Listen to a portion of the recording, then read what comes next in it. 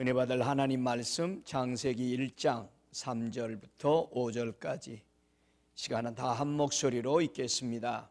하나님이 가라사대 빛이 있으라 하심에 빛이 있었고 그 빛이 하나님 보시기에 좋았더라. 하나님이 빛과 어두움을 나누사 빛을 낮이라 칭하시고 어두움을 밤이라 칭하시니라. 저녁이 되며 아침이 되니 이는 첫째 날이라. 아멘. 오늘 은혜 받을 하나님의 말씀의 제목은 빛을 낮이라 칭하시고 라는 제목으로 우리와 함께 은혜 받기를 원합니다. 잠시 기도드리겠습니다. 생명이 근원 되시고 삶의 모든 희망이 되시는 우리 주 예수 그리스도의 그 이름 앞에 우리가 이 시간 예배하며 경배드립니다. 하나님 아버지께서 아들을 예비하사 이 땅의 어둡고 캄캄한 곳에 그늘에 앉아있는 저들에게 생명의 빛, 그 빛난 빛을 우리에게 보내주심으로 말미암아 누구든지 그 빛을 영접하면 영원한 생명으로 이끄시는 그 언약과 약속을 생각할 때 진심으로 고개 숙여 경배드리옵나이다. 살아계시는 하나님 아버지, 주님의 하신 일이 어찌 크고 놀라운지, 어찌 그것을 다 우리의 입으로 고백할 수 있는지, 우리는 지혜가 짧고 지식이 짧아서 하나님의 하신 일을 다 영광을 올려드리지 못하는 아쉬움을 용서하여 주시옵소서. 우리에게 지혜와 지식을 더하셔서 성령의 놀라운 지혜와 지식으로 인해서 하나님을 영화스럽게 영광 가운데 계시는 주를 바라보며 찬양하는 눈들과 오감들이 열려지도록 은총을 더하여 주시옵소서. 한 사람도 아버지 시대에 낙오자가 되지 않게 하시고 하나님을 영광스럽게 찬양하며 주의 전에 거하는 주의 천국으로 들어가는 믿음의 사람들이 되도록 은혜를 더해 주옵소서. 오늘 또 하나님의 말씀을 듣고자 내 마음을 열고 귀를 열고 심령이 열려 하나님 말씀을 들을 때에 하나님 아버지 입에서 나오는 말씀을 통해서 먹고 사는 놀라운 기적의 역사들을 체험하는 시간 되도록 은혜 베풀어 주옵소서. 이 시간에 하나님의 말씀을 들을 때에 저들의 심령이 통과되는 말씀으로 인해서 빛으로 환하여지게 하여 주시옵소서. 모든 어두움이 물러가게 하여 주옵시고 하나님의 진리의 아버지의 말씀이 지날 때마다 병들이 치유되는 역사들이 일어나게 하여 주옵소서. 성령 따라 사는 놀라운 축복 안에 거하는 이 복을 누리게 하여 주시옵소서. 저들의 가정과 자녀들과 직장과 사업이 진리 안에서 날마다 거룩한 빛으로 환하여져서 우리 주님의 영광을 드러내는 복된 자녀의 삶이 되도록 이 새해를 축복하여 주옵소서.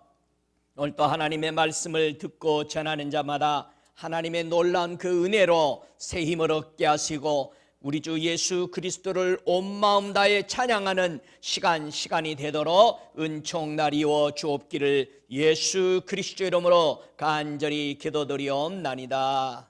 아멘. 오늘 창세기 1장 3절 5절을 이리 쭉 보면은 하나님께서 빛을 창조하셨습니다. 역시 또 큰 광명과 작은 광명, 빛을 또 창조하시는 모습이 오늘 14절부터 19절에 보면은 또 나타납니다. 자, 14절부터 19절을 우리 한번 볼까요?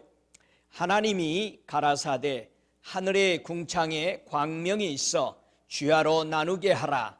또 그 광명으로 하여 정조와 사시와 일자와 연한이 이루라. 또 그 광명이 하늘의 궁창에 있어 빛의 땅에 비추라 하시고 그대로 되니라. 하나님이 두 큰 광명을 만드사 큰 광명으로 낮을 주관하게 하시고 작은 광명으로 밤을 주관하게 하시며 또 별들을 만드시고 하나님이 그것들을 하늘의 궁창에 두어 땅에 비추게 하시며 주야를 주관하게 하시며 빛과 어둠을 나누게 하시느니라. 하나님이 보시기에 좋았더라. 저녁이 되며 아침이 되니 이는 넷째 날이라.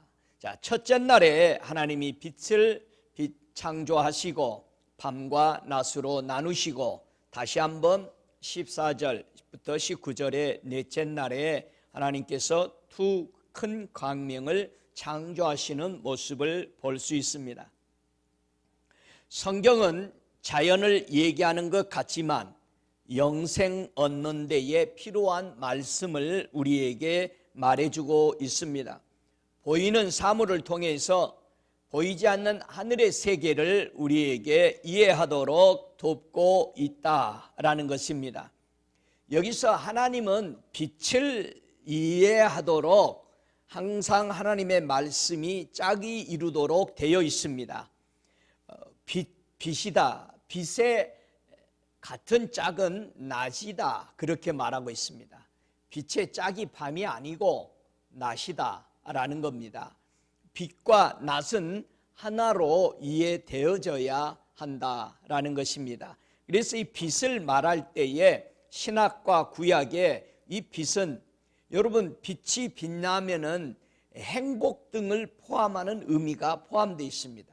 빛이 환하게 빛날 때 바로 행복에 대해서, 그래서 신약에도 빛을 하나님의 빛, 진리의 빛, 마음의 빛 이렇게 빛을 표현했습니다. 낮이라는 의미는 뭘까?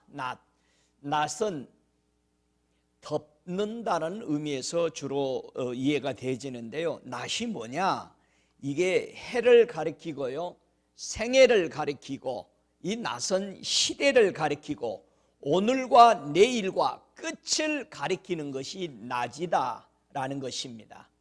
그래서 너희는 낮에 속했고 라는 의미들, 여러분 하나님의 모든 말씀은 영생을 얻기에 우리에게 세워주신 말씀이기 때문에 이런 말씀을 천지창조의 말씀으로 자 갖다 붙이니까, 그리고 천지창조 하나님이 이미 해놨는데 그걸 가지고 우리가 영생 얻는데 그것을 의미해 주는 게 아니고, 그것을 통해서 하나님께서 그 다음에 하시고자 하는 말씀이 무엇인가 라는 것이 귀중하다는 사실을 꼭 이해했으면 좋겠습니다. 그래서 낮이라는 말들은 신학에 와서는 시간, 세대를 가리켜서 낮이다 그렇게 말합니다. 자, 어두움을 짝을 밤으로 짝을 지었습니다. 어두움을 밤이라 칭하시고 그렇게 말합니다. 그래서 어두움은요, 우리가 잘 아는 대로 흑암이죠. 불행입니다. 파멸이요, 죽음이요, 무지 이런 것을 어둠이다. 슬픔 이런 것을 어둠이다. 그래서 어두움은 신학에 와서도요, 빛이 없는 데서 기인한 어두움, 즉 신에 관한 무지를 어두움이다 이렇게 말했다 표현되어 있습니다. 밤은 뭐냐? 밤은 구약에서는요, 빛에서 빗나간 것을 밤이다 이렇게 말한 겁니다. 빛에서 빗나간 것. 그래서 역경, 힘든 과정을 지금은 밤이다. 신학에 와서 이 밤을 죄와 수치의 때인 도덕적인 어리석음과 흑암의 때를 말하는 것을 밤이다 이렇게 표현했기 때문에 약하거나 술 취할 때, 좋을 때 이것을 밤이다 그렇게 써요. 저 사람 캄캄한 밤이네, 술 취해 다니면 그렇게 말하죠. 그래서 밤이란 표현을 했습니다. 여러분, 목회자가 언제 행복하냐? 뭐 밀리온 집에 살고 성도들이 위대한 것을 대접을 잘해줘서 많은 사례를 줘서 행복하는 게 아니고, 목회자가 가장 제 목회에서 경험하며 행복을 느끼는 순간들이 바로 언제냐? 바로 오늘 아침과 같은 위대한 하나님의 은혜를 체험할 때에 저는 참으로 행복합니다. 이렇게 말씀을 이제 준비하고 나오기 전에 항상 서재에 있는데 바로 옆방에 우리 중학교, 고등학교, 대학생들이 쓰는 방입니다. 전에 예전 같으면 거기서 농담하고 웃고 키킬대고 막 그럽니다. 그래서 제가 찬양을 크게 틀어놓고 이제 말씀에 집중하는데, 오늘은 우리 자녀들이 새해에 큰 은혜를, 하나님의 은혜를 받고 왔는데 한참 말씀을 준비하는데요, 갑자기 우리 자녀들이 기도를 하기 시작하는 거예요. 제가 그 기도를 듣는데 얼마나 능력 있는 기도들인지, 어둠을 파쇄하고 질병들을 꾸짖고 방언으로 기도하면서 힘차게 기도하는 소리를 들으면서 제 가슴이 말할 수 없이 요동치기 시작했습니다. 여러분, 하나님의 성령이 우리를 휩쓸 때에 이 놀라운 이런 형상들을 보는 목회자는 참으로 복이 있다. 저는 이루 말할 수 없는 그런 표현을 정말 느끼면서 하나님의 놀라운 역사하심에 다시 한번 찬양과 존귀를 올려드립니다.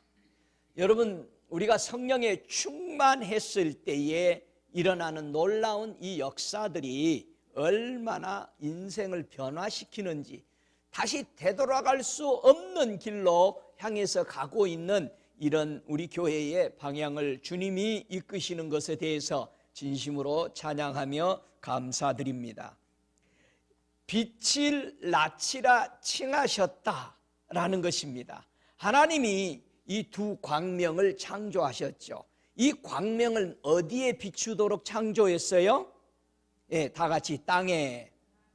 큰 광명을 낮이 주관하고 작은 광명은 밤을 주관한대요. 그런데 이 두 광명이 땅을 비춘다라는 거예요. 이 땅이 개의 땅이겠죠. 이 땅이 코스모스 땅이겠죠. 신약에 와서는. 구약에서는 개의 땅이지만은 신약에 와서는 바로 예수님이 코스모스의 땅에 오셨기 때문에 이 빛이 바로 땅을 흐르는데, 흥미로운 것은 하나님이 두 광명을 어떻게 사용하시느냐 이 말이에요. 자, 하나님께서 이 두 광명을 어떻게 사용하실까요? 좀 더 구체적으로 한번 말씀을 찾아보겠습니다. 출애굽기 13장 21절을 한번 찾아볼까요? 오늘은 이 말씀에 의해서 주님이 우리에게 비추시고 눈을 여는, 마음의 눈을 여는 말씀이기 때문에요. 출애굽기 13장 21절 22절을 읽으면서 이 두 광명이 무슨 일을 하고 있는지를 우리는 알 수 있습니다. 함께 읽습니다. 여호와께서 그들 앞에 행하사 낮에는 구름 기둥으로 그들의 길을 인도하시고 밤에는 불기둥으로 그들에게 비추사 주야로 지나가게 하시니 낮에는 구름 기둥 밤에는 불기둥이 백성들 앞에 떠나지 아니하니라. 이 두 광명이 땅에 비춰서 하나님의 백성에 가야 할 길들을 비춰주고 있는 이 놀라운 일들입니다. 그래서 이 두 광명이 어떻게 일하고 있는지, 불기둥과 구름기둥. 그래서 구름은 낮에 뜨는 것이고요, 불기둥은 밤에 뜨는 것이지. 이게 두 광명의 현 주소다라는 것입니다. 자, 하나님은 선택한 백성과 세상 사람이 사는 이 사는 사이에 큰 광명으로, 이 두 광명으로 어떻게 일하시고 있는지를 좀 더 구체적으로 출애굽기 10장 23절에 보면은 볼 수 있습니다. 자, 10장 23절의 출애굽기예요. 함께 읽습니다. 그 동안은 사람이 서로 볼 수 없으며 자기 처소에서 일어나는 자가 없으되 이스라엘 자손이 거하는 곳에는 광명이 있었더라. 여러분, 이 말씀은 출애굽에 하기 전 저 애굽에서 이스라엘 백성들의 장자들이 죽어가기 전에 이런 역사들이 이루어졌죠. 흑암이 이스라엘 백성들에게는 광명이, 저 고센 땅에는 광명이 대낮같이 비치고 있었고, 저 애굽의 사람들 사이에는 완전한 캄캄한 밤이었다. 여러분, 이 큰 두 광명이 얼마나 정밀하게 하나님의 백성과 하나님의 백성이 아닌 심판을 받고 있는 사람들의 모습을 적나라하게 비추고 있는 것입니다. 하나님이 빛이 거하는 것이 얼마나 위대한 은혜인지를 보여주고 있습니다. 저와 여러분이 예수 그리스도의 빛, 그 말씀, 그의 생명을 받아서 빛을 받고 있다는 것이 얼마나 큰 긍휼인지를 우리는 깨달아 알아야 됩니다. 성령이 충만히 임할 때 뭘 하는 거죠? 우리는 여러분이 성령이 충만할 때 뭐 하셔요? 집에서? 그 목사님 잘 모르겠네요. 충만한 지가 하도 오래돼서. 여러분 매일 여러분이 충만하면서 뭐 하세요? 다윗은요 성령이 충만하게 임할 때에 뭐를 했느냐? 사무엘하 23장 4절에 보면은요 이걸 우리가 배워야 돼요. 성령 충만하면 뭐 하는지를. 23장 4절에 저는 돋는 햇 아침 빛 같고 구름 없는 아침 같고 비 후에 광선으로 땅에서 우미도 없는 새풀 같으니라 하시도다. 성령에 충만하니까 하나님의 해를 보고 빛을 보고 그 햇빛이 통해서 온 땅에 있는 모든 생명들이 새로워지는 것을 봤다 이 말이에요. 할렐루야. 저와 여러분이 성령이 충만할 때에 뭘 볼 줄 알아야 돼요? 하나님의 두 광명을 통해서 우리에게 행하시고 있는 것들이 보여져야 된다라는 것입니다. 할렐루야.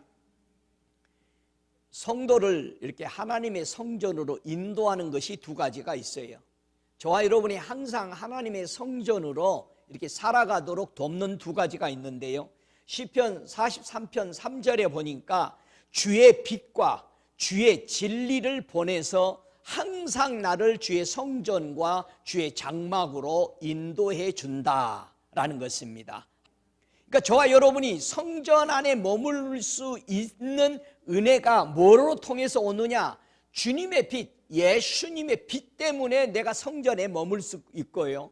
예수님의 그 진리 때문에 내가 하나님의 장막에 거하는 축복을 누리고 있다라는 이 놀라운 겁니다. 이 두 광명들을 통해서 하나님이 역사하고 계시죠.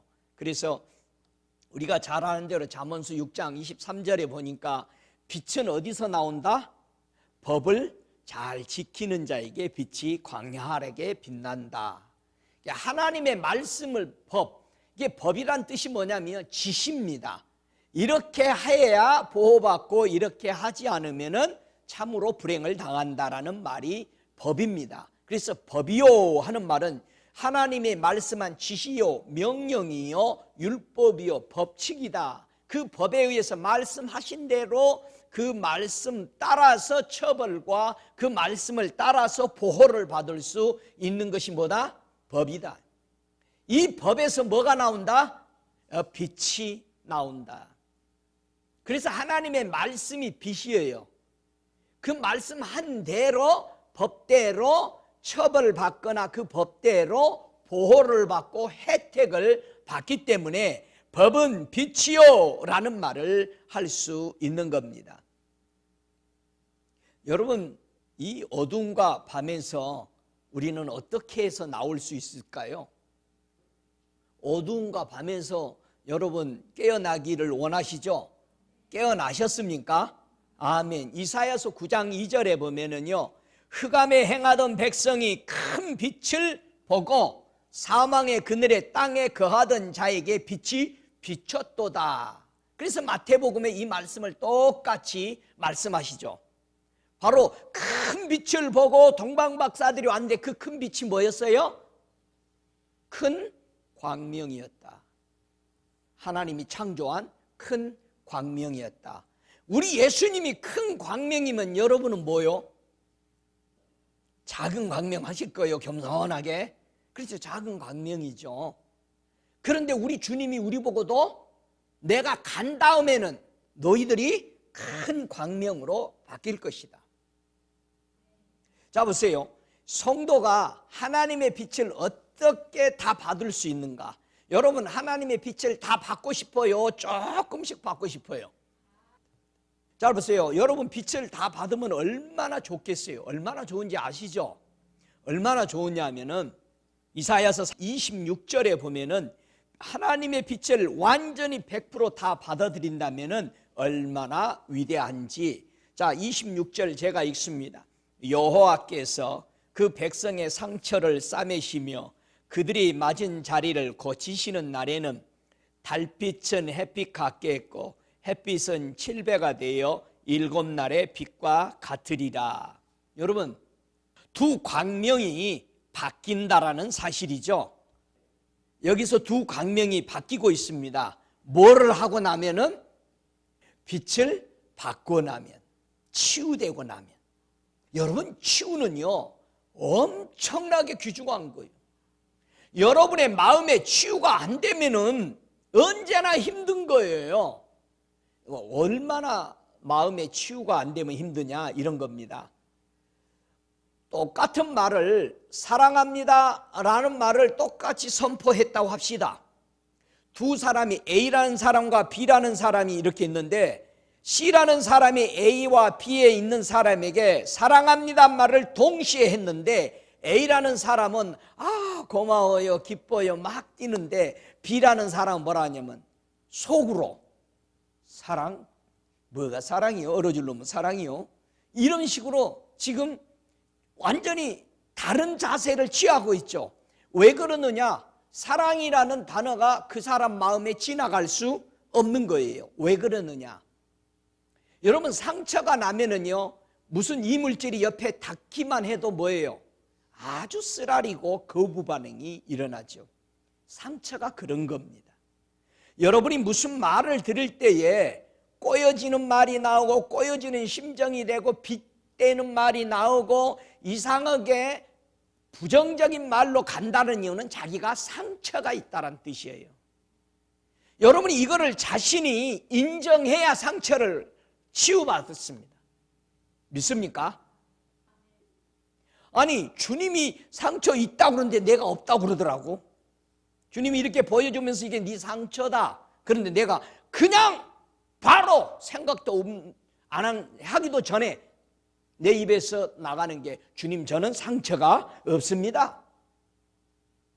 여러분, 하나님이 상처 있다는데도 많은 성도들이 앉아서 나는 괜찮아, I'm fine. 여러분, 상처가 있으면은 아주 힘들어요. 왜 사람들이 게돌롱을 못하느냐? 같이 상처 때문에 그렇습니다. 같이 그룹으로 일 못하는 사람들은 상처 때문에 그렇습니다. 서로 용서하고 받아들이고 이렇게 할 수 있는 마음의 여유가 되지 못하기 때문에 그렇습니다. 나는 혼자 있는 게 편해, 그러겠지. 왜? 쓰라리니까. 하나님은 우리를 수도승으로 만들지 않았죠. 산속에 은혜 받고 들어가서 혼자 처박혀 있으라고 만들지 않았어요. 제자들 보고 이 복음을 들고 뭐하라? 나가라, 흩어져라, 나눠져라, 계속해서 나가야 되는 거예요. 그러니까 우리가 하나님의 복음, 기쁨을, 이 생명의 말씀, 귀중한 걸 받았으면 우리는 뭐 해야 돼? 나가 전해야 돼요. 우리끼리끼리 모이면 안 되는 거예요. 나가 전해야 돼. 그리고 또 모여서 힘을 합치고 또 기도하고 또 나가야 되고, 이게 우리의 사명인 것을 믿으시기 바랍니다. 해와 달은 큰 광명과 작은 광명을 의미하고 있죠. 이 이사야 30장 26절에 큰 광명과 작은 광명이 사명을 감당하는 것이 하나님의 뜻이라는 것을 말해주고 있습니다. 자, 그런데요, 이 이사야서 58장 8절에 보면, 그리하면 네 빛이 아침같이 비칠 것이고 네 치료가 급속할 것이며 네 의가 네 앞에 행하고 여호와의 영광이 네 뒤에 호위하리니. 잘 보세요. 여기서요, 그리하면 그럽니다. 그리하면 네 빛이 아침같이 비추게 해주신다고 약속했습니다. 이게요, 네 치료가 급속하고 네 의가, 이거 다 우리의 의를 얘기하는 거예요. 이 모든 것이 내 앞에 행할 것이다. 여러분이 의롭게 살면요, 여러분이 행하는 길 앞에 다 여러분의 의가 앞서가는 거예요. 그리고 하나님의 영광은 뒤에서 우리를 앞으로 밀어 나가도록 하는 거예요. 어린아이 때는요, 부모가 앞서서 손잡고 가죠. 이제 어린아이가 장성하면은 어린아이가 장성한 자녀가 앞서갑니다. 그리고 우리 주님은 뒤에서 호위하십니다. 그러니까 여러분이 자꾸 하나님이 해주면 하고요, 하나님이 안 해주면 안 하고, 그러니까 아직도 이거는 젖먹이에요라는 얘기예요. 이제 자녀가 성숙했으면 앞서가는 거예요. 할렐루야. 그리하면 네 빛이 아침같이 비추게 해주신다 약속했는데 어떻게 하면? 첫째, 흉악의 결박을 풀어줘라. 치유받는 얘기예요. 치유는 어떻게 오느냐? 이렇게 옵니다. 여러분이 다른 사람을 묶어놓은 걸 풀어줘야 여러분이 치유돼요. 멍에의 줄을 여러분이 묶어놔서 저것은 안 됐으면 좋겠어, 저것은 꼭 내 밑에서 있어야 돼, 꽉 묶어놓으면은 절대 여러분이 묶여 있는 거예요. 여러분도 그 사람 때문에 묶여 있지. 그 사람 어디 못 가게 해야 될 거 아니야. 근데 내가 풀어줘 버리면 내가 마음대로 돌아다닐 수 있죠. 잘 들으세요. 저와 여러분이 치유받는 길이에요. 압제당하는 자를 자유케 해라. 끝없이 짓누르고 당하는 이런 자를, 내가 하고 있는 사람들을 여러분이 자유를 풀고 주님께 맡겨야 돼요. 여러분의 자녀를 여러분이 교육시킬 수 없어요. 여러분의 자녀들은 어떻게 교육을 받느냐? 여러분이 산 대로 그냥 보고 있는 거예요. 여러분, 동물은요, 언어를 서로 사인을 주고받는다 하지만은 가르치지 않습니다. 부모가 사는 대로, 어미 짐승들이 사는 대로 살아가서 그걸 그대로 보고합니다. 사람도 마찬가지입니다.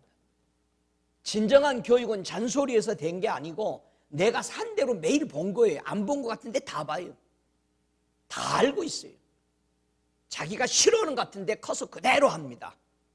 그렇기 때문에요, 가장 귀중한 것은 여러분이 압력으로 가하고 하는 것들을 여러분이 풀어줘야 여러분도 거기에 매여 있지 않습니다. 멍에를 끌어주라. 꺾으래. 아주 브레이크로 하시기 바랍니다. 줄인 자에게 식물을 나눠주라. 먹을 걸 주라. 유리하는 빈민을 네 집에 영접하라는 거죠. 벗은 자를 보면은 뭐하라? 입히라는 거예요. 예, 벗은 자를 보면 입힌다. 저와 여러분이 도울 때 주의 인도 따라 그렇게 할 때에 그 사람이 부자든 가난한 자든 관계없이 이런 은혜들을 받게 되는데요, 또 그렇게 말합니다. 네 권력을 피하여 스스로 숨지 말라. 이스라엘 백성은요, 같은 지파, 형제가 넘어서서 같은 지파만 되어도 재산을 물러줘야 돼요. 다른 데로 팔지 못하도록. 근데 이걸 안 하려고 슬그머니 빠져. 여러분, 이 나오미의 가족의 그 재산을 물려줄 수 있는 사람이 보아스 말고 더 앞선 사람인데 그 사람이 피하죠. 이런 피함을 얘기하는 거예요. 자기에게 손해가 될까 봐.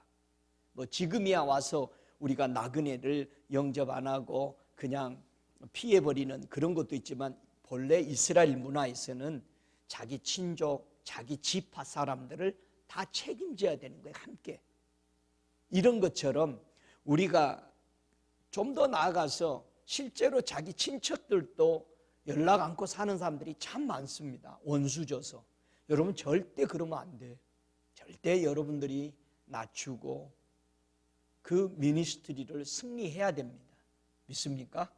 예, 절대적으로 섬기고, 그래서 권력을 피하여 숨지 말라.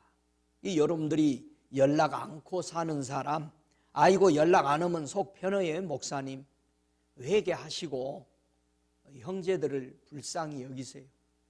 여러분의 친형제들도 못하는데 믿음의 피를 나눈 형제 자매를 어떻게 여러분이 섬길 거예요?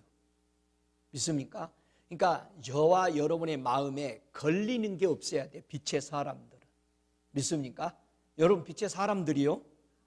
예, 그러면 걸리는 게 없어야 돼. 성도들 사이에 이만큼 더 꺼림이 있으면 안 됩니다. 꺼림이 있으면 누가 손해냐? 자기만 손해요. 은혜를 못 받아. 자기만 쓰라리. 상처 난 사람이 쓰라리예요. 옆에서 와서 부딪히는 사람은 몰라. 자기 상처가 없으니까. 그러니까 상처가 있는 사람이 상처 낫기 위해서 풀어줘야 되는 겁니다. 할렐루야. 그래서 이 이사야 58장은요, 이런 것이 하는 것이 금식이라는 거예요. 굶는 것이 금식이 아니고 이런 것을 풀어주는 거예요. 저는 금식할 때요, 앉아서 이거 푸는 거예요. 내가 누구를 붙잡고 있지 않는 거. 누구를 내가 종로로 시키고 있지 않는가? 절대 풀어줘야 돼요. 믿습니까? 너희 중에 멍에와 손가락질과 허망한 말을 제하라. 우리가 남의 말을 많이 하게 되는데 대지수면 하지 말아요. 절대 하면 안 되는 거예요. 손가락질하고 좋은 얘기도 하지 말라고 그러더라고 주님은. 남의 얘기는 나쁜 얘기도 더더욱 하면 안 되죠. 줄인 자에게 네 심정을 동하라. 굉장히 귀중하죠. 여러분이 저와 기도만 해줄 뿐만 아니라 내가 가지고 있는 걸 나눌 줄 아는, 여러분 가장 적은 것까지 나눌 수 있는 게 뭐예요? 우리가 콩은 쪼개지죠. 반으로 쪼개집니다. 그렇게 적은 것도 나누면 뭐한다? 결국 커집니다. 괴로워하는 자의 마음을 만족해 해라. 뭐에 대해서 괴로워할까? 영을 만족해라. 네 빛이 흑암 중에서 발하여 네 어둠이 낮과 같이 될 것이며, 어둠과 흑암이 빛, 큰 광명의 빛, 그 다음에 낮으로 나올 수 있는 빛으로 바뀌어진다는 거예요. 이 일이. 여러분 이거 할 수 있잖아요. 가만히 보면 돈 하나도 안 들어가는 일이요. 반 이상은. 밑으로 올수록 조금 돈이 들어가는 일이고, 그러니까 돈 안 들어가는 일부터 해봐요. 할렐루야. 어두움은 즉 밤이 낮으로 빛으로 바뀌는 비결, 하나님이 기뻐하시는 금식이 되었다, 이렇게 말합니다. 그래서 햇빛이 7배가 되게 할 수 있는 능력이 뭐였어요? 하나님께서 기뻐하는 금식, 즉 모든 형제 자매를 용서하고 풀어주는 것이다. 그렇게 하면 작은 광명이 큰 광명, 즉 너희가 내가 한 것 같이 더 큰 일을 할 것이다. 그래서 예수님은 가장 큰 광명의 빛으로 이 땅에 오셨죠. 그러니까 그걸 본 사람이 다 놀랬죠. 별이 보통은 조그만데 어마어마하게 큰 빛이 비쳤기 때문에 다 알게 된 거죠. 이사야서 51장 4절에 보니까 하나님이 창조하신 빛이 보시기에 좋도록 무엇이 빛으로 역사하죠?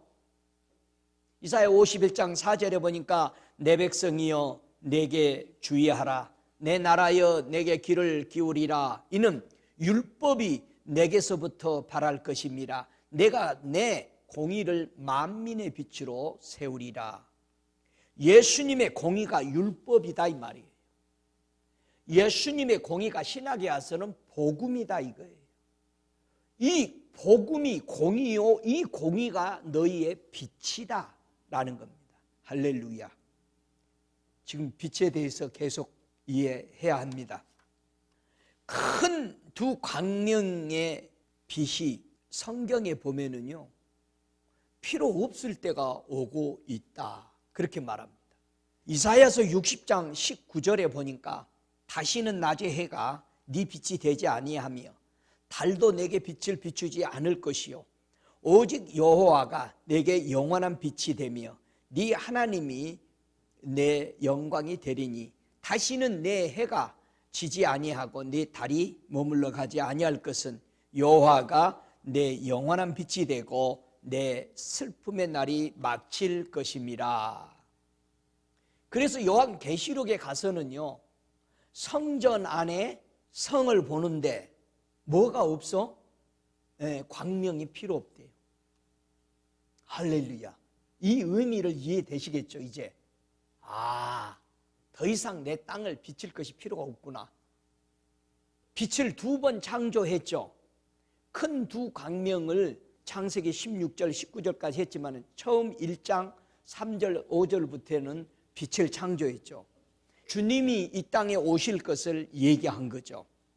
그 다음에 큰 광명으로 오시고 그 광명을 통해서 우리가 어둠에서 빛으로 나오게 되는 것들을 지금 그런 영생 과정을 빛으로 설명하고 있는 과정을 말한 겁니다. 이 지구상이 뭘 어쩌고 그게 아니고, 여러분 하나님의 창조한 것은요, 신의 자녀들은 신이 임했기 때문에 아버지 건지를 다 알아요. 아버지 재산 그냥 압니다. 할렐루야. 그냥 알아요 아버지 건지를. 근데 영생 얻어가는 것을 설명하기 위해서 성경을 기록했다라는 것을 우리는 꼭 이해하시기 바랍니다. 하나님 앞에 회개할 것이 에레미야서 13장 16절에 보면은 그가 흑암을 일으키기 전, 너의 발이 흑암의 산에 걸치기 전, 너희 바라는 빛이 사망의 그늘에 변하여 침침한 흑암이 되게 하기 전에 너희 하나님 여호와께 영광을 돌리라. 할렐루야. 하나님의 영광을 돌리라는 뜻은 뭘까요? 예수 그리스도의 얼굴에 뭐가 나타났어요? 하나님을 아는 영광이 나타난 거예요. 그러니까 하나님께 영광을 돌리라라는 뜻은 뭐예요? 예수 그리스도를 영접해야만이 하나님의 영광을 알아요. 그래서 예수님이 수없이 제자들에게 네가 나를 영접했으면 아버지를 안다, 그렇게 설명한 거예요. 우리가 예수 그리스도를 사랑하게 되면 아버지가 계신 것을 그냥 알게 돼요. 할렐루야. 이건 설명으로 되어지는 게 아니고 영으로 그냥 알아버리는 거예요. 주님이 그러잖아요. 그냥 내가 너 안다 그러잖아요. 안다 그러니까 아니 선지자시네요. 여러분, 하나님을 선지자로밖에 못 본 거예요. 우리가 눈이 가리워 있으니까 성령이 하시는 일, 예수님이 하신 일, 아버지가 하시는 일들을 우리는 겨우 아유 신통하네요, 이런 소리만 하고 있다 이거예요. 얼마나 안타까울까요? 하나님이 이 땅에 오셨는데 무시하면서 하고 있을 때 우리 주님은 얼마나 마음이 답답했을까라는 것입니다. 스가랴서 14장 6절에 보니까 이런 말이 있습니다. 그날에는 빛이 없겠고 광명한 자들이 떠날 것이라. 여호와의 아시는 한 날이 이르리니 낮도 아니요 밤도 아니라 어두워 갈 때에 빛이 있으리로다. 예수님이 오실 것을 바라보고, 예수님은 낮도 아니고 밤도 아니에요. 빛으로 하나님의 자체로 오신 겁니다. 할렐루야. 그래서 제자들에게 고난과 역경 속에서 있었던 그들에게 히브리서 10장 32절에는 전날에 너희가 빛을 받은 후에 이렇게 말했어요. 고난의 큰 싸움에 참여한 것을 생각하라. 제자들은 전에 큰 빛을 받았어요. 예수님을 영접하고 보고 그 안에서 즐거워했던 그것을 설명하는 거죠. 그래서 계시록 22장 5절에 다시 밤이 없겠고 등불과 햇빛이 쓸데없으니 이는 주 하나님이 너희에게 빛이십니다. 할렐루야. 여러분, 지옥에는요 주님의 빛을 받을 수가 없습니다. 그래서 어마어마하게 칙칙하고 더럽고 냄새나고 말할 수 없는 고통과 그 피비린내 나는 고난 속에 있는 것입니다. 이사야서 60장 19절에 아까 말씀했죠. 다시는 낮에 해가 네 빛이 되지 아니하며 달도 내게 빛을 비추지 않을 것이요 오직 여호와가 네게 영영한 빛이 되며 네 하나님이 네 영광이 되리니, 그렇게 말합니다. 모든 것이 빛과 영광이 다 내게로 오는데 그게 바로 주님 아버지가 내게 보내시는 것이다 라는 것입니다. 우리 것은 간대없고, 그래서 큰 광명이 무엇이냐? 마태복음 4장 16절에 보니까 흑암에 앉은 백성이 큰 빛을 보았고, 여기 큰 광명이죠. 사망의 땅과 그늘에 앉은 자에게 빛이 비추리라 했어요. 예수님을 얘기하는 거예요. 큰 광명. 그래서 뭐라고 했어요? 이 시편 84편 11절에는 여호와 하나님은 해요 그랬어요. 해가 큰 광명이죠. 그런데 저 태양을 얘기하고 있는 게 아니에요. 성경은 여호와 하나님은 해요 뭐래요? 마태복음 4장 16절에 흑암에 앉은 백성, 그늘에 앉은 사망의 땅과 그늘에 앉은 백성이 이 큰 광명을 보고 온 것을 얘기하고 있습니다. 할렐루야.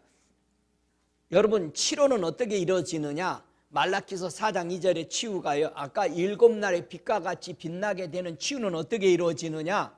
내 이름을 경외하는 너희에게는 의로운 해가 떠올라서 치료하는 광선을 발하리니. 할렐루야.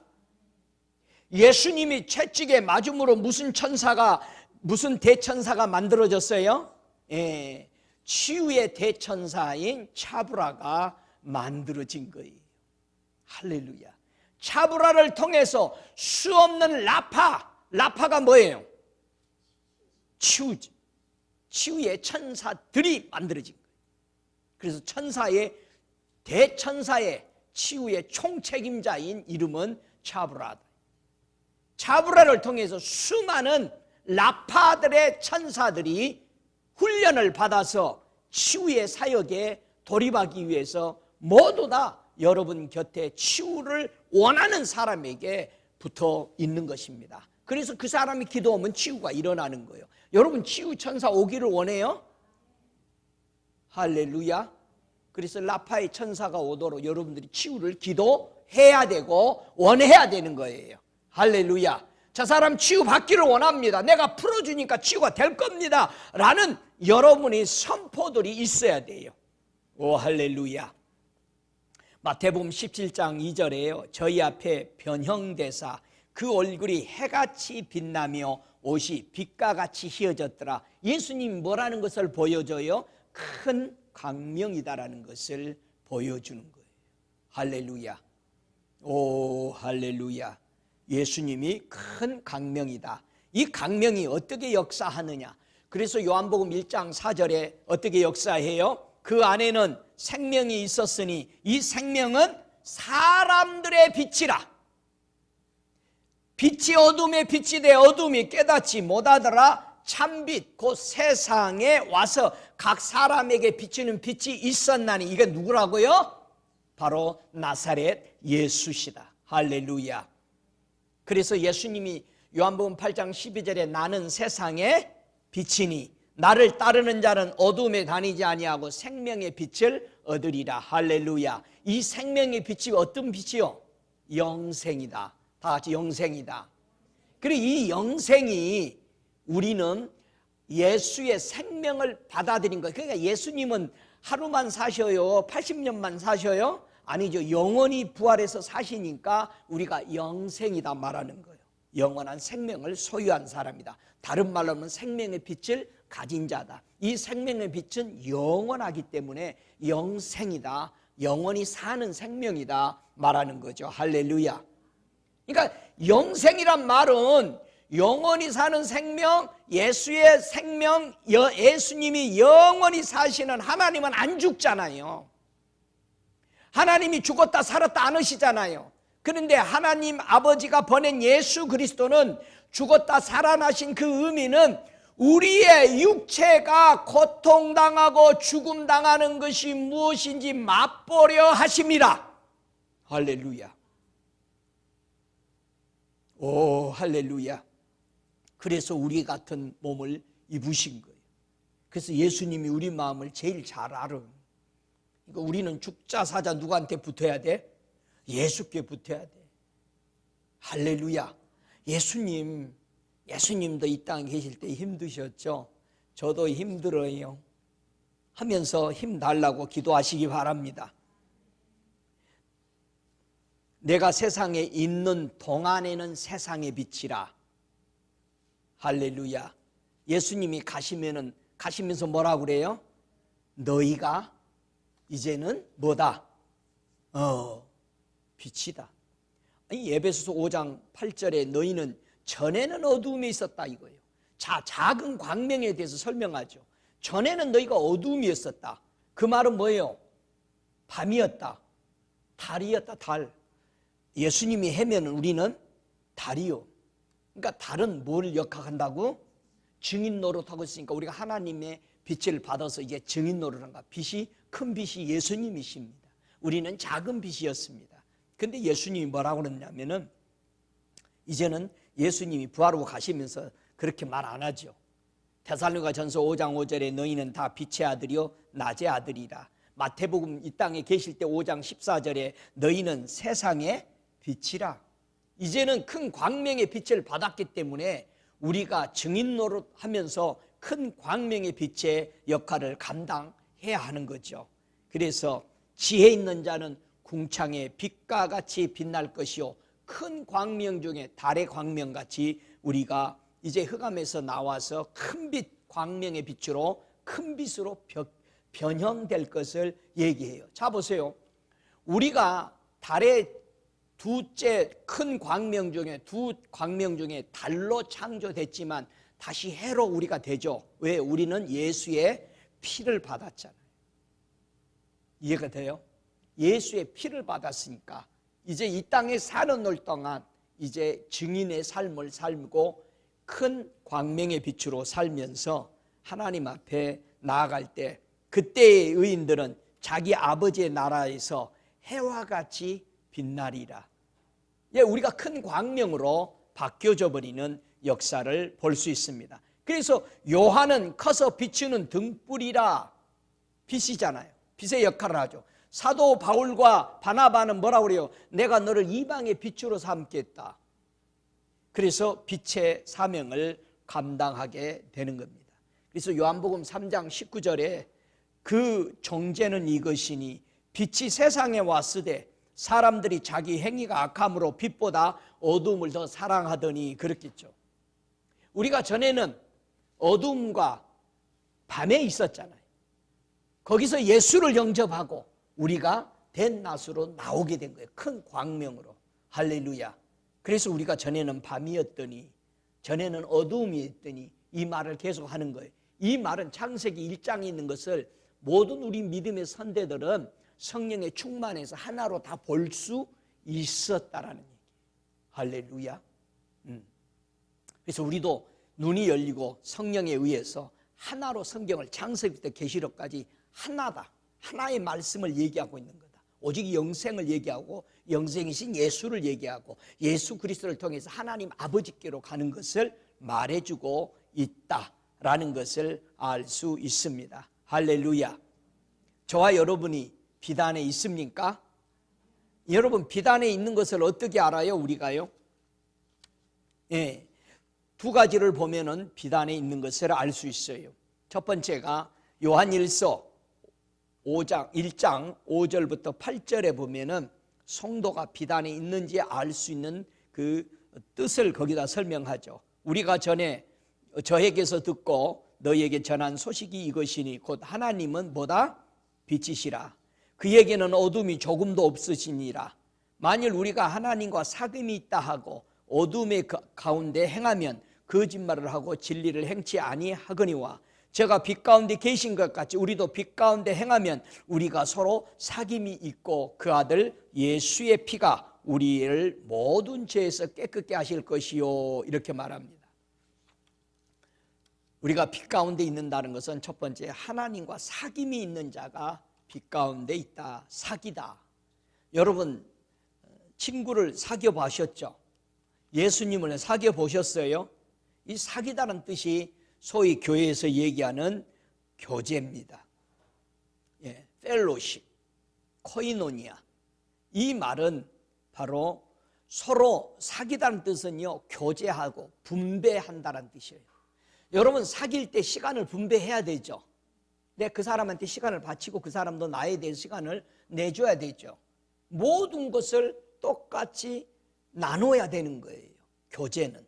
그래서 이 교제라는 말 동역하다, 참여하다 이런 뜻을 가지고 있습니다. 여러분 어떻게 교제해야 정말 완전한 교제일까요? 누가 성경에 완전한 교제를 잘했죠? 우리 초대교회 성도들을 보면 교제를 참 잘했습니다. 그래서 사도행전 2장 42절에 보면 완전한 교제가 나오죠. 저 네 가지로 요약을 한 거죠. 하나님과 교제하는 모습이 이런 겁니다.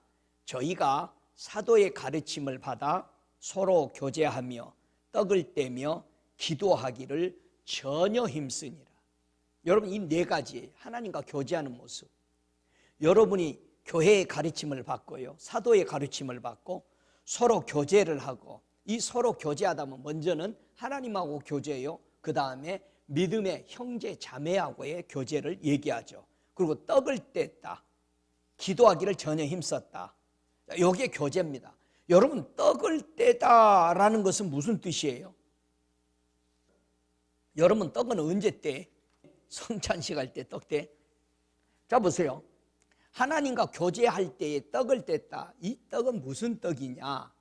바로 이 떡은요, 그리스도와 그 부활의 능력과 고난의 참여함을 알려하여 그의 죽으심을 본받아. 자, 잔과 떡과 그의 죽으심을 본받으라고 했죠. 내가 올 때까지 이 세 가지를 기념해라. 그의 죽으심을 본받아. 이 떡 떼는 거예요. 자, 죽으심을 본받아. 이 떡을 뗄 때 십자가를 알 때에 십자가의 능력을 깨닫게 알게 되는데요, 그리스도를 알게 돼요. 부활의 권능을 알게 되고 예수님이 받은 고난을 알게 되는 것이 떡을 뗄 때. 그래서 우리 주님의 그의 죽으심을 우리는 알게 되죠. 그래서 하나님이 기뻐하는 교제와 그 예배들은 뭐냐? 히브리서 13장 16절에 보면 선행하기와 서로 나누어 주기를 잊지 마라. 여러분, 은혜를 받으면 나누어야 되는 거예요. 우리 자녀들이 은혜 받고 와서 나누니까 엄청 달라지죠. 우리가 이거 큰일 났다, 야, 우리가 이거 잠자고 있다가는. 은혜는 나누는 거예요. 그러면 커지는 겁니다. 할렐루야. 우리가 선행과 서로 나눠주기를 잊지 마라. 먼저는 은혜예요. 두 번째는 형제들이 어려우면 나눌 줄 아는. 할렐루야. 할렐루야. 두 번째, 우리가 비단에 있는 것을 어떻게 아느냐? 요한일서 2장 10절에 보니까 그의 형제를 사랑하는 자는 빛 가운데 거하여 자기 속에 꺼림이 없으나. 여러분, 우리가 예수님의 빛을 받고 있다라는 증거는 첫 번째 하나님과 교제하는 것이고, 두 번째는 형제를 사랑하는 것이 뭐다? 빛 가운데 있는 사인이다. 형제. 여러분, 목사님 맨 형제만 얘기하고 남자만 얘기해. 우리 자매는 어떡하라고? 여성은 어떡하라고? 자매라는 말이 어디서 끌어다 썼어요? 형제라는 단어에서 끌어온 겁니다. 형제, 자매라는 뜻은 무슨 뜻이에요? 한 피 받았다. 이 한 피 받았다는 것은 어느 한쪽의 부모의 피를 받았다 할 때 형제라고 그러는 거예요. 미국에서는 하도 그런 단어가 저는 싫던데, 싱글 페어런츠. 우리가 싱글 페어런츠 피를 받았죠. 예수의 피를 받은 거예요. 그래서 형제, 자매라는 말을 그래서 쓴 거예요. 자매라는 말은 형제와 이 형제의 피에서 왔다라는 뜻입니다. 아델포스라는 형제는 바로 자매가 형제에서 왔다라는 뜻이에요. 그래서 한 분의 동일한 아버지나 어머니에게서 태어난 것을 형제, 자매다라는 것을 말하죠. 성경에는요, 자매라는 말을 이렇게 마태복음 12장 50절에 우리 예수님이 내 아버지의 뜻대로 행하는 자가 내 형제요 자매요 그랬어요. 근데 고린도전서 9장 5절에 보면요, 번역이 자매라고 해야 되는데 형제라고 번역된 것도 있어요. 우리가 다른 사도들과 주의 형제들과 할 때 이건 자매들입니다. 그래서 게바와 같이 자매된 아내를 데리고 다니는 권이 내게 없겠느냐, 이렇게 말할 때 이 형제들과 할 때 이거 자매를 얘기한 거죠. 왜 하나님은 형제를 사랑하라고 했을까요? 왜 여러분은 여러분의 형제, 친척, 여러분의 친피를 나눈 사람들을 사랑해요? 피를 나눴으니까 사랑하지 않을 수가 없죠. 그럼 왜 예수 믿는 사람들이 형제 자매들을 그렇게 끔찍하게 사랑하라고 그러죠? 예수의 피를 받았으니까. 할렐루야. 히브리서 2장 11절에 거룩하시는 자와 거룩하게 함을 입은 자들이 다 하나에서 난지라. 그러므로 형제라 부르기를 부끄러워 아니하시고. 누가? 예수님이. 예수님이 우리에게 피를 줬기 때문에, 수혈해 줬기 때문에 예수님이 우리를 보고 하나님의 아들과 딸로 다 하나님 앞에 소개하는데 부끄러워 안 하는 거예요. 그래서 예수의 피가 다 있기 때문에 우리는 귀하게 여겨야 돼. 그래서 성경에 뭐라 그랬어요? 저가 그리스도의 피를 받아 예수가 저를 위해서 십자가에 죽었으니까 저를 불쌍히 여겨야 하는 것이 당연한 거예요. 실은 예수 믿는 자들을 더 끈끈이 혈육을 나누는 실제 육신의 형제 자매보다 더 귀중하게 여기는 것이 성경이에요. 왜? 예수의 피가 있기 때문에. 예수님이 저 사람을 위해서 십자가에 졌다는 얘기예요. 예수님이 저 사람을 위해서 죽어준 사람을 내가 멸시할 수 없는 거가 되는 거예요. 이해가 돼요? 그래서 복음으로 형제된 자매, 형제가 그렇게 귀중한 것을 우리는 알아야 돼요. 왜 그러느냐? 우리 예수님이 히브리서 2장 17절에 뭐라고 그래요? 그러므로 저가 예수님이 범사의 형제들과 같이 되심이 마땅하도다. 우리를 구원하려고 예수님이 뭐가 된 거예요? 사람이 돼서 왔기 때문에 예수님이 먼저 우리를 구원하려고 사람이 되신 거예요. 우리하고 똑같은 피를 가지신 거예요. 그리고 나서 부활하시고 우리를 위해서 그의 피를 다 쏟아줬기 때문에 우리가 모든 예수 영접한 사람들을 귀중하게 여기는 것이 당연하다는 거예요. 그래서 예수님이 이미 십자가에서 부활하시고 죽음에서 무덤에서 일어나시고 누구든지 하늘에 계신 내 아버지의 뜻대로 행하는 자가 내 형제요 자매요 어머니니라. 뜻대로 행하는 자여야 돼. 근데 예수의 뜻대로 행하지도 않는데 아이고 어머니 형제 자매하고 쫓아다니 이 말은 예수님이 부활 전에 이거는 말씀하신 거예요. 그래서 내 뜻대로 행하는 자라고 하는 거예요. 그 다음에 예수님이 부활하고 나서 마리아에게 뭐라고 그래요? 마태복음 23장 8절에 너희 선생은 하나요 하시면서 너희는 다 형제니라. 할렐루야. 28장 10절에 부활하시고 나서 예수님이 뭐라고 그래요? 가서 내 형제들에게 갈릴리로 가라 하라. 거기서 나를 보리라. 예수님이 이제는 제자들에게 스승을 넘어서서 형제라고 피를 나눈 형제라고 고백하기 시작하죠. 오 할렐루야. 너는 내 형제들에게 가서 이르라. 내가 내 아버지 곧 너희 아버지 내 하나님 곧 너희의 하나님에게 간다라고 말해라. 이제는 완전히 하나님이 나의 하나님이 나의 주가 된 것은 주님의 부활 이후로 우리가 그의 피를 받음으로. 그래서 우리는 형제를 어떻게 해야 돼요? 사랑해야 되죠. 하나님의 빛에 거하는 우리가 형제를 어떻게 사랑할까? 이 요한 1서 3장 16절에 보면은요, 형제 사랑하는 모습을 이렇게 설명합니다. 그가 우리를 위하여 목숨을 버리셨으니 우리가 이로써 사랑을 알고 우리도 형제들을 위하여 목숨을 버리는 것이 마땅하니라. 그래서 베드로가 물어봐요. 주여, 형제가 죄를 범하면 몇 번이나 용서해 주리니까? 7번 하오리니까? 너희가 각각 중심으로 형제를 용서하지 아니하면 내 천부께서도 너희에게 이와 같이 하시리라. 490번이라도 용서해야죠.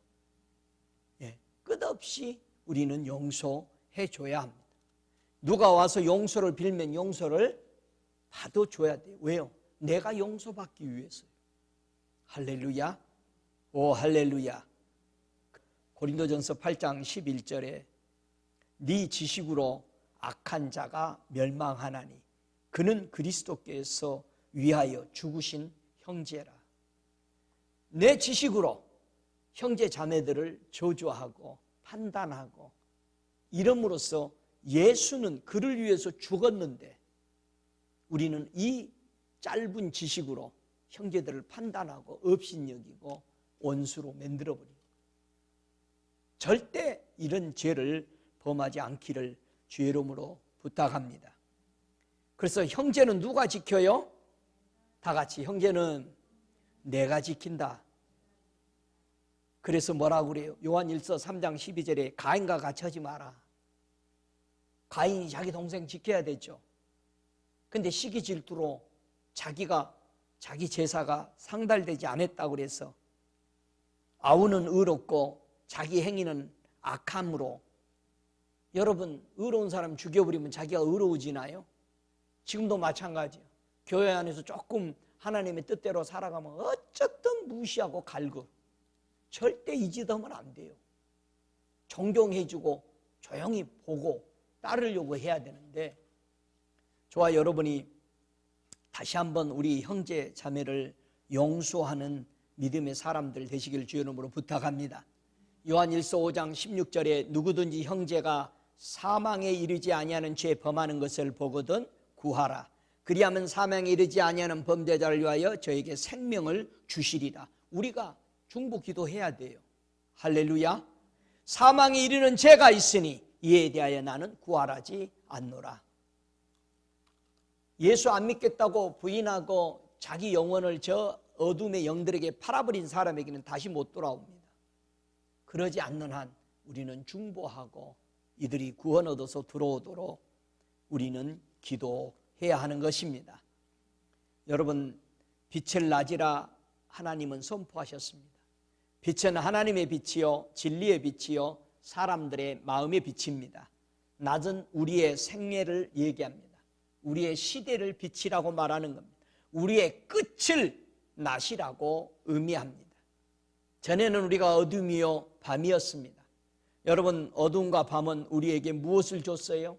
어둠과 밤은 우리에게 슬픔과 불행과 파멸과 죽음과 무지를, 그래서 빛에서 빛나가는 생활을 하도록 했습니다.